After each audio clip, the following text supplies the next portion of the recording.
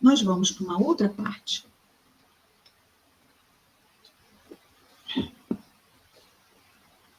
Cujo título é Ensino e Prática. Acabamos de falar isso, né? Ensino e prática. Casa na rocha, casa na areia. Versículo 37, mesmo capítulo 11. Ensino e prática. Olha, essa passagem anterior, os quatro não, João não fala sobre a candeia do corpo. Fala Lucas, Mateus e Marcos. E agora, também Lucas, Mateus e Marcos. João também não vai falar sobre esse trecho que vamos ver agora. Ensino e prática. Então, Mateus, Marcos, Lucas e João, ok? Os 4 evangelistas, os que narram o evangelho. Jesus não deixou uma única palavra escrita. No versículo 37, nós temos, ao falar isso, um fariseu. Quem é o fariseu? O fariseu é um homem do templo. O fariseu é aquele encarregado de verificar se está todo mundo cumprindo as leis do Antigo Testamento. Tá? É um fiscal. Ao falar isso, um fariseu pediu-lhe para que comesse com ele. Depois de entrar, recostou-se. Comer com ele na sua casa. Okay? Recostou-se por quê? Porque eles não comiam em mesas e cadeiras, como nós, né? Sentados assim. Eles se recostavam. Como se fosse meio um divã. Ficavam assim meio de lado, recostados. Então, depois de entrar, recostou-se. Ao ver isso, o fariseu, veja bem, Jesus entrou e sentou para comer. Ok? Tranquilo? Tranquilo.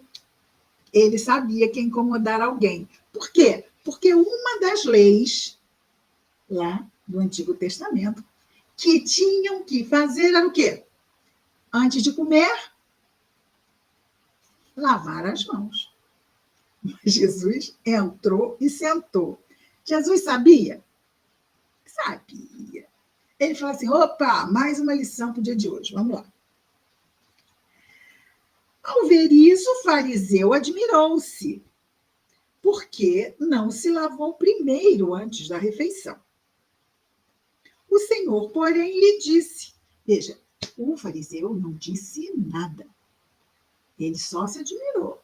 Pensou, mas Jesus sabe o que pensamos? Vós, os fariseus, agora limpais o lado de fora do copo e do prato. Mas o lado de dentro está cheio do que provém do saque e da maldade. O saque pode ser o quê? A violência, ok? Porque o saque não se dá sem violência, não é? Então, que interessante. O que Jesus está dizendo? Que a preocupação dele era com o exterior, com as aparências. Com as aparências. A pessoa não precisava ser boa. Ela tinha que parecer boa. Em Roma havia um ditado, não é? A mulher de César não tem que ser honesta, mas tem que parecer honesta. A gente vai dizer, nossa, que estranho. Mas é um ditado apenas para nos mostrar o quê? Como as aparências eram mais importantes do que a verdadeira atitude da pessoa. E tem um outro ditado já nosso aqui, recente, que diz o quê das aparências? As aparências enganam, não é? As aparências enganam. Então, o que Jesus disse? Agora, vós limpais o lado de fora do copo e do prato. Mas o lado de dentro, ele está falando do prato e do copo? Está falando do corpo. O lado de fora, lavar as mãos, não é? É o lado de fora do corpo, lavar as mãos. E Jesus está dizendo que o lado de dentro está cheio do que provém da maldade, do saque, da violência. E aí ele vai adiante e diz, insensatos. Quem fez o exterior não fez também o interior? Então, por que todo esse cuidado apenas com o exterior? E veja, o fariseu é um homem do templo, não é um homem do povo. o povo ainda poderia alegar ignorância sobre as leis de Deus. Poderia. Mas aqueles que estão no templo, estudiosos da lei, verificadores, se está todo mundo, para eu verificar se está todo mundo cumprindo a lei, eu tenho que conhecer a lei. Mas conhecer, faço o que eu digo, mas não faço o que eu faço, de novo, aparências. Então Jesus adverte: insensatos. Quem fez o exterior não fez também o interior? Todavia, dai as coisas interiores como dádivas, e eis que todas as coisas serão puras para vós. Então, ele diz o quê? Que se ele mudar a forma como ele age no interior, ele está muito preocupado com o exterior. Então, Jesus o orienta que se ele mudar o que está no interior, dai as coisas interiores como dádiva, ou seja, o que realmente é valioso. Porque não é a luz? Não é o olho físico que é a luz. É o olhar, é a alma. Dai as coisas interiores como dádiva. E aí ele vai dizer a consequência disso. E eis que todas as coisas serão puras para vós. Olha o olhar. Se nós mudarmos a base, lembram do título da nossa mensagem? Aberto ao acaso. Nossa mensagem inicial. Se nós mudarmos o olhar, nós mudamos a base. E se nós mudamos a base do nosso olhar, tudo muda. Tudo muda. Mas, versículo 42, ai de vós, fariseus, que pagais o dízimo da hortelã, da arruda e de todas as hortaliças, e deixais de lado a justiça e o amor de Deus. Então, esse dízimo da hortelã, da arruda, da hortaliça, era o quê? A oferenda no templo. Isso era algo que tinha que ser feito e que ele, como fariseu, ia fazer o quê? Verificar se todo mundo estava fazendo as oferendas do dízimo, da hortaliça, da hortelã, não é? E da arruda. Deixais de lado o quê? A justiça e o amor de Deus. Deveis fazer estas coisas e não deixar passar aquelas. É isso mesmo? E não deixar passar aquelas. Então, há o quê? Há uma inversão de valores. Por quê? Porque são corações ainda materializados. Não são corações espiritualizados. Quando Pedro diz a Jesus que ele, de forma alguma, Jesus lavaria os pés dele, se eu não lavar os teus pés, então tu não tens parte comigo. E se não temos parte com Cristo, o nosso olhar tem luz? Podemos ficar como a água turva do rio e o nosso discernimento ficar vulnerável a escolhas das quais vamos nos arrepender?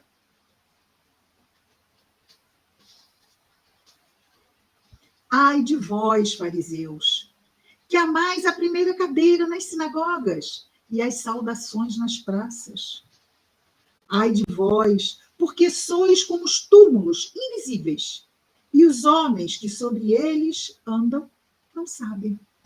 Então, túmulos é o quê? Por dentro tem o quê? É isso, né? Túmulo é como o prato e o copo. Ah, cuida do lado de fora, mas e o lado de dentro? O túmulo por dentro, o que tem? Podridão, não é? Os corpos estão ali se decompondo. Não há uma imagem tão clara para as coisas pútridas do que trazer a ideia de um túmulo. Então, de novo, ai de vós, porque sois como túmulos invisíveis. Olha, túmulos invisíveis por quê? Os túmulos não ficam abertos, ficam. Não, os túmulos ficam fechados. E os homens que sobre eles andam não sabem o quê? O que eles trazem dentro deles. Aqui Jesus os está comparando. Quem? Aqueles que andam convosco não sabem, na verdade, quem sois, porque sois apenas aparências. Aparências. Não há verdade. Se não há verdade, não há luz. Se não há luz, o que há? Trevas. E havendo trevas, é fácil cair. É fácil cair. No versículo 45, nós temos: em resposta, um dos mestres da lei lhe diz. Isso quer dizer o quê? Não era apenas o fariseu e Jesus. Tinha mais gente naquela casa? Tinha mais gente naquela casa. E agora nós temos um doutor da lei, ok? É uma outra função dentro do templo. Um dos mestres da lei, mesma coisa, né? Mestre da lei, doutor da lei, lhe diz: mestre, veja que é um doutor da lei, mas reconhece em Jesus e dá a Jesus o título de mestre. Jesus tinha 12 anos e ia para o templo de Jerusalém conversar sobre as coisas de Deus com os doutores do templo. Quando ele tinha 12 anos, é uma das passagens que vamos encontrar narradas no Evangelho, que durante a Páscoa, Maria, os pais, Maria e José, deram por falta de Jesus, e Jesus ficou 3 dias sumido. E aí ela, procurando Jesus, foi dar com ele no templo. Calmo, tranquilo, conversando com os doutores da lei. Meu filho, estivemos 3 dias te procurando. Não te move a ideia da nossa preocupação? E ele fez aquela cara típica, né? De um adolescente de 12 anos. Mas claro que é um adolescente na forma de 12 anos, mas é um espírito puro. E aí foi uma lição que ficou registrada. Não é? Da sua juventude é o que temos. E ele diz aos pais, não é? Mas não sabias que eu deveria estar tratando das questões de meu pai?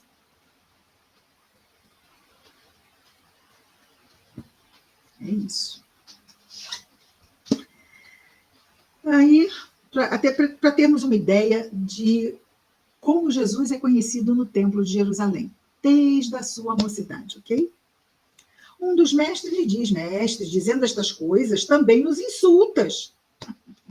Eles ainda se dão ao luxo de se sentirem insultados. Eles estão sendo revelados, mas, né, como assim? Como assim? Eles estão só querendo mostrar o quê? O lado de fora do copo e do prato, né? Mas só para quem? Para Jesus? Nos insultas, também nos insultas. Ele disse: ai de vós também, mestres da lei, que os homens com seus fardos difíceis de suportar, e até vós mesmos, nem com um dos vossos dedos tocais os fardos. Então, existem nos homens do templo, e sim, eram só homens mesmo, no templo, os doutores da lei, os sacerdotes, os fariseus, eles eram procurados por quem? Pelo povo. E o povo sempre sofre, não é? Sempre sofre. Carregando seus fardos. E Jesus fala sobre isso. Por quê? Para eu ajudar alguém que sofre, eu não posso ajudar com aparência. É uma ajuda de alma para alma. Então ele diz: ai de vós também, mestres da lei, que os homens com fardos difíceis de suportar, e vós mesmos, nem com um de vossos dedos tocais os fardos. Ai de vós, por que edificais os túmulos dos profetas? Porém, os vossos pais mataram os profetas. Forte, não? Olha só, vocês estão se sentindo insultados? Eu ainda nem acabei.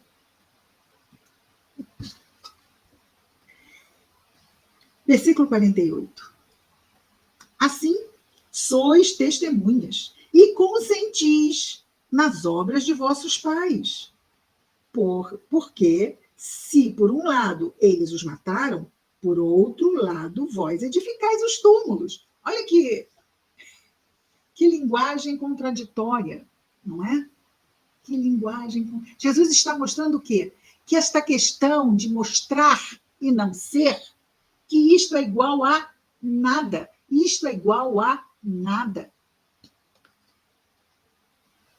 Versículo 49. Por isso também a sabedoria de Deus disse: enviarei a eles profetas e apóstolos, e alguns deles matarão e perseguirão, para que seja requerido desta geração o sangue de todos os profetas, derramado desde a fundação do mundo, desde o sangue de Abel até o sangue de Zacarias, que pereceu entre o altar e a casa.